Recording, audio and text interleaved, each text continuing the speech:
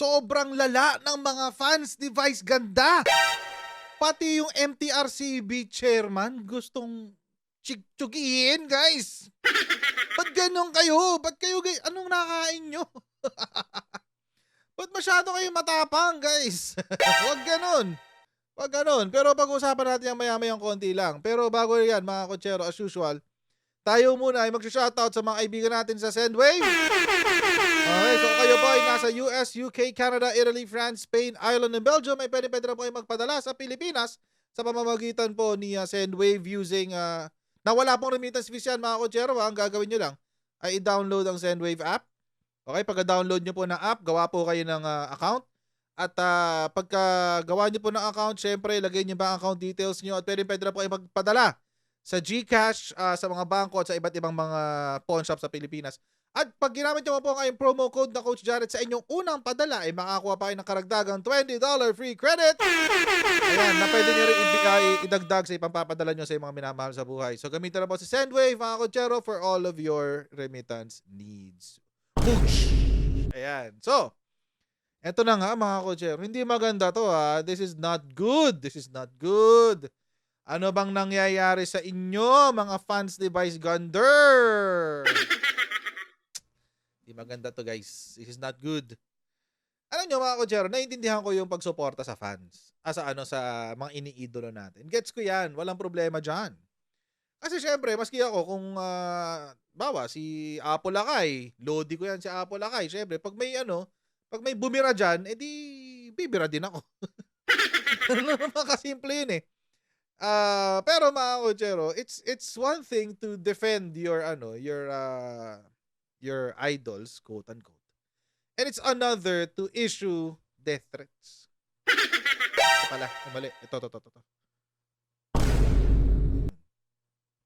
It's one thing to issue death threats. Pangit yun. Hindi po ginagawa sa isang sibilisadong panahon, sa isang sibilisadong bansa, ang ganyang klase ng pag-uugali. Pangit po yan. Yan po ang ginagawa ngayon sa MTRCB chairman na si Lala Soto. Ayan. Sabi, MTRCB condemns disturbing threats against Lala Soto. Ayan. So mga kotsero, ito po yung balita kanina. Kay Krappler po natin kinuha. Kasi syempre, if it's from Krappler, it must be biased. So, gusto natin makuha yung biased news. Okay. The MTRCB on Thursday, September 14, denounced the disturbing threats it has been receiving targeting Chairperson Lala Soto. This comes a week after the MTRCB suspended the ABS-CBN noontime show, It's Showtime, due to alleged indecent acts in its Isip Bata segment starring real-life couple Vice Ganda and Ayon Perez. Ayun. Yan, ito po yung ito yung actual na statement from MTRCB. Basahin natin. Ito, ayan. Okay. Basahin natin, mga kotsero. Ayan, For immediate release, MTRCB, September 14, 2023. Statement of the board. So, hindi lamang po ito si Chairperson Lala Soto. Ito po ay sa buong board. If I'm not mistaken, 30 sila. 30 silang lahat sa board ng MTRCB. 30, napakarami, no? Grabe. So, ito pong 30 na to, sila po yung nagdi-decide kung sino yung magsususpendo o hindi. So, it's a collegial body pala. Okay, ito pong sinabi. Lala Soto, the chairperson of the MTRCB, became the target of alarming online attacks. Netizens have taken to the official social media pages of MTRCB to express their grievances in an appropriate and harmful manner, raising serious concerns about the safety and security of the chairperson. Oh my goodness. This is not good. Ayan. Over the past few weeks, we have experienced an unfortunate surge in threatening messages on our official social media pages, including explicit rape and death threats. Oh my God! Directed at Chairperson Lala Soto. Sheesh. Yikes. Wag ganon, guys. Wag ho ganon. Rendahan nyo ho ang inyong mga sarili. Chairperson Lala Soto is a dedicated public servant who has spent her career advocating for responsible and inclusive media content. She has consistently championed the importance of media content that respects cultural sensitivities while contributing positively to the Philippine entertainment industry. No Filipino deserves such kind of unfounded personal attack. We must not resort to personal attacks because our agency is just doing its mandate. We are happy that our chair is very active in discharging the function of our office based on existing laws. Yan. Alam niyo po mga kotsero, I think kaya ho ito lumalala kasi yung kanilang idolo hinahayaan lang. Hinahayaan niya lang kasi. Actually, siya pa nga minsan nagpapasimuno. 'Di ba naalala niyo last time, meron tayong vinlog. Ang sinabi na, parang merong sinabi si Vice Ganda na pag sa iba pwede, pag sa amin hindi. Parang ganun-ganun yung drama niya, 'di ba? So, I would think na kaya merong ganitong klaseng reaksyon galing sa kanyang fans kasi maski mismo yung kanilang idolo ginagawa to. Ang hirap maawa kay Vice pag ganito yung nangyayari. Totoo lang. Ang hirap kumuha ng simpatya para kay Vice Ganda kapag ganito yung nangyayari. Totoo lang. Nag-umpisa po ito mga kotsero dahil nung nag-umpisang maghabla. May maghabla. Actually, matagal na nag-umpisa to.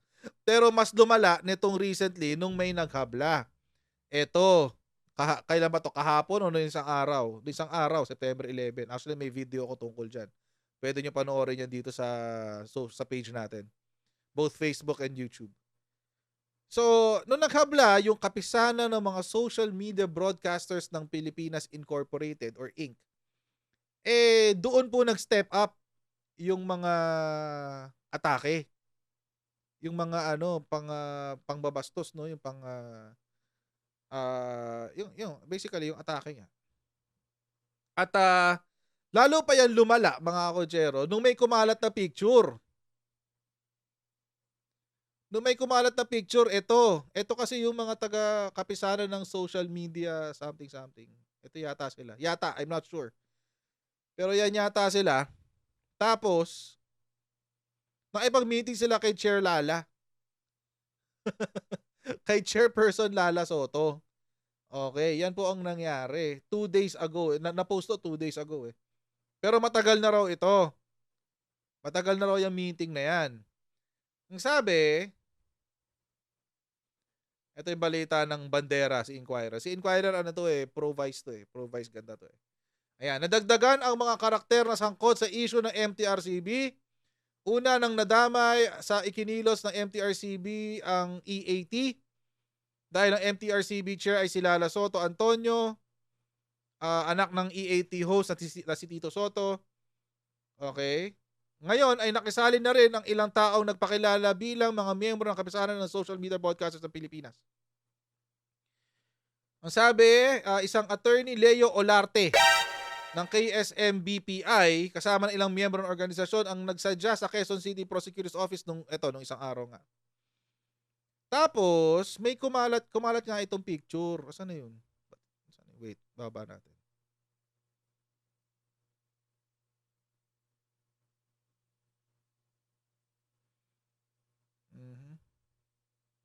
Ayan, ito.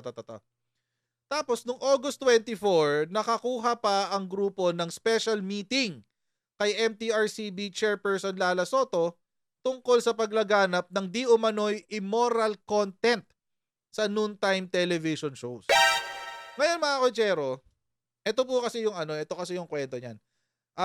Nangyari po yung insidente July 25. Yung sinuspindihan sila. And then, I think if I'm not mistaken, a few weeks later, sometime in August, bago mag-August 24, nangyari na yung suspension. Suspension na. Naglabas na ng order for suspension. And then, saka nangyari itong meeting na to. Ngayon, mga kotsero, ang lumalabas ngayon, mga kotsero, ay parang ang dating inutusan daw. Inutusan daw ni Chair Lala itong kapisanan ng Social Media Broadcasters ng Pilipinas Incorporated. Nakasuhan sila Vice Ganda. Parang ganun ang pinapalabas. Mga kutsero, kapag ganun, number one, illegal ho yun. Illegal ho yun, guys. Kung yun talaga ang nangyari, edi dalhin nyo na sa Sandigan Bayan si Chair Lala. Sandigan ba? Tama, Sandigan Bayan. Kasi appointed siya. Kung totoong ganun yung nangyari, kaso I don't think they have evidence to prove that. No? So August 24. Tapos parang naglabas lang sila ng official statement na sinusuportahan nila si Chairperson Lala Soto. Kaya na-aggravate po yung parang hidwaan din. Parang na-aggravate yung hidwaan or yung galit ng mga tao sa MTRCB. Dahil dito, ang pinapalabas nga kasi ng mga tao sa Twitter, mga kutsero, kasi kung sa Twitter kayo titingin, lahat ho ng mga, karamihan ho ng mga tao doon ay mga dilawamping CPP. Doon ho sila nagsama-sama sa Twitter tsaka sa Reddit. Ngayon mga kutsero, ang lumalabas po na kwento doon sa Twitter tsaka sa Reddit, inutusan daw ni Chair Lala Soto, yung kapisanan ng Social Media Broadcast ng Pilipinas, na maghabla ng kaso labang kay Vice. Kaya mga kutsero, naglabas din ng statement ngayon yung MTRCB. Ayan, no? MTRCB itinanggi sa buwatan sa KSMBPI laban kay Vice at Ayon. So naglabas din sila ng sarili ng statement. The MTRCB would like to clarify the recent photos circulating on social media. These photos were taken during a courtesy call. Courtesy call lang naman pala. By the KSMBPI at the MTRCB office on August 24. The purpose of this visit was to express their support for our efforts in monitoring film and TV broadcasts, recognizing that the MTRCB operates as a small agency with limited manpower. Totoo yan mga kutsero. Totoo yan. Napakaliit na manpower ng MTRCB. Thus, the MTRCB welcomes their expression of support on ensuring responsible and quality content in the entertainment industry in line with our mandates under PD 1986. As stated by KSMBPI, its decision to file a case was never triggered nor influenced in any way by the MTRCB. We urge everyone not to interpret these photos with any malicious intent. Pero alam nyo mga kutsero, kahit sabihin yung walang malisyosong intention itong picture na to, kapag nilagyan ng mali siya ng mga taong galit sa'yo, matik na yun. Matik na ho yun. It is what it is. Ganun talaga ang mundo ng mundo ng politika. Ganun talaga ang mundo ng politika. Kaya ingat-ingat din talaga sa mga picture-picture. Mahirap na, isang picture diyan, ma-associate ka na, sabihin kaalyado ka. Diba kahit nagpa-picture ka lang naman. Kaya ako maingat na ako sa mga picture ngayon eh. Ayan. Apakita ko sa inyo yung sample ng mga death threats, no. Ito, for example. Sino naman tong Reyes na to? Ayan. Kailan po mamamatay pamilya ni Lala Soto? Sana mauna na yung mama niya. Diba? Ito pa. Grabe. May ganyan talaga. Wag naman. Baboy nyo, guys. Diba? Ganyan ba kayo pinalaki ng mga magulang nyo? Ito pa, yan. Saksakin daw. 3 beses. Yan. Diba? Death threats, tsaka rape threats. Mga bata Puro bata Alam mo mga fans device nasa kayo mga magulang nitong mga to. Ito pa, yung Richard na yan. Whoever he is. Okay. Ayan, mamatay na sana kayong lahat dyan. Sa MTRCB, puro kay demonyo, mga hype kayo, burn in hell. Yung lahat dyan. Yan. Ano kayang pinapakain sa inyo ng mga magulang nyo at naging ganito kayo, no? Ayan, ito si Kim. Puro bata Kim. Ayan. Wala rin delikadesa, ganyan. Sige, ito iba to, si Josh.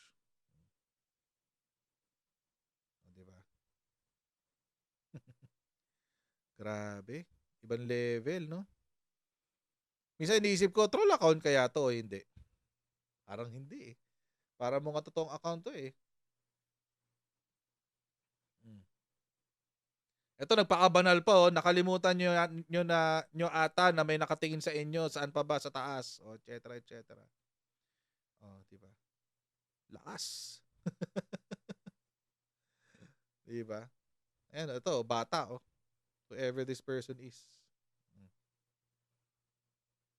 O, diba? Parang ano eh. Parang kinulang sa ano eh. Kinulang sa am. Ay, hindi, nasobrahan pala sa am. Ayan, ito pa iba oh. Puro bata. Guys, ayan. Sana mamatay na ang tatay at nanay mong para di ka na bias talaga. Kailangan ganun. Wish ko yan kay Satanas daw, sabi. Ayan, sabi niya. Oh, yan, mga ganyan. Meron pa dito eh. Ito. Yan. Sino man itong Mac na to? Yan. Sa show mismo ng Showtime yan, oh. Oh. Hindi ko alam. Admin pa to? Admin ba to? Admin to. Pag merong ganito. Hindi ko alam kung ano. Hindi ko alam kung baka dinagdag lang niya ng icon to sa pangalan niya. Pero usually, pag merong ganyan, yung wrench, kulay blue na wrench yun eh. Pero hindi naman yata ganito itsura nun. Pag may blue na wrench na ganyan, usually admin yan. Admin ng page. So, ay moderator pala nung page. So, sila yung nagtatanggal ng mga nagmumura, etc. Eh, mukhang siya pa yata yung pasimuno. Ito mga batang to talaga. Hindi ko alam kung ano pinakain sa inyo ng mga magulang niyo. Ayan, oh. Ito, rest in peace daw. September 5, 2023 daw binawian ng buhay. Yan, mga ganyan, mga kocher. So, ewan ko ba, pero para sa akin lang naman. Ako lang naman to. And ako, I won't impose my values on someone else or my value. Kung ano man yung mga pinaniniwalaan ko tama't mali, sa akin na lang yun. Hindi ko sino ako para magturo sa ibang tao, di ba? Pero para sa akin lang, parang para lang sa pagtatanggol nyo kay Vice Ganda, talaga? You will really go that low for Vice Ganda? Siya ba nagpapakain sa inyo? Well, unless merong effort. Unless merong effort na nagbayad ng troll farm, halimbawa, 'di ba? May on behalf of Vice Ganda, may nagbayad ng troll farm para i-troll yung si Chairwoman Lala Soto. Posible 'yan. Nangyayari talaga 'yan. Pero yung kung ikaw regular na tao nasa matanong pag-iisip, I think you have better use of your time. Diba? Meron kang mas pag-aabalahan pa kumpara sa pangtotroll. Kung wala man, ang pathetic naman ng buhay natin dyan. Ang pangit ng buhay natin, di ba? May panahon kang magaganyan. Di ba? Di ba? Unless hanap buhay niyo yan. Kung hanap buhay niyo yan, nagtotroll kayo, di at least we can chalk it up as we can chalk it up as wala lang, troll farm. Pero kung ganyan talaga yung pinaniniwalaan nyo, para kay Vice Ganda, really? Wala kayo ibang may paglaban na mas may bigat, yung mas sulit? Talaga? Si Vice Ganda talaga yun, nakitaan nyo ng karakter na dapat pinagtatanggol ng ganitong kalala? Really? Alam nyo, kailangan nyo mag-ROTC. Feeling ko kayo yung mga taong kailangan sa ROTC. yung mga tipong may mga anger issues, tapos kapag panahon ng gera, kayo yung unang-unang isasabak. Kasi mukhang kayo yung napakatapang. Anyway. Wag ganon, guys. Wag ganon. Kahit hindi natin kasundo, kahit hindi natin kapartido, kahit hindi natin kauri o kapareho ng paniniwala, wag natin, walang personalan. Ganun lang kasimple yun. Walang personalan, guys. Pagtanggol nyo yung idol nyo, pero maging issue based kayo. Wag kayong dadaan sa personalan kasi ang pangit. Lumalabas yung pagka-jologs. Ang pangit talaga, ang pangit. So, jologs. Ayan. So, ayun mga kotsero. Ay, by the way, bago tayo matapos, bago pa natin tapusin itong topic na to, I hope na si Chair Lala will be able to well, I know she can. Mukhang matapang naman si Chair Lala eh. Let me just say that you're doing a great job and that I hope na malampasan natin to, no? Malampasan nyo to. Siyempre, di ba? So, yun. Keep up the good work, ma'am. God bless you. Okay, so hanggang dito na lang po muna tayo for this video. And I'll see you in our next Coach Jared Live. Bye everyone. See you next time. Bye.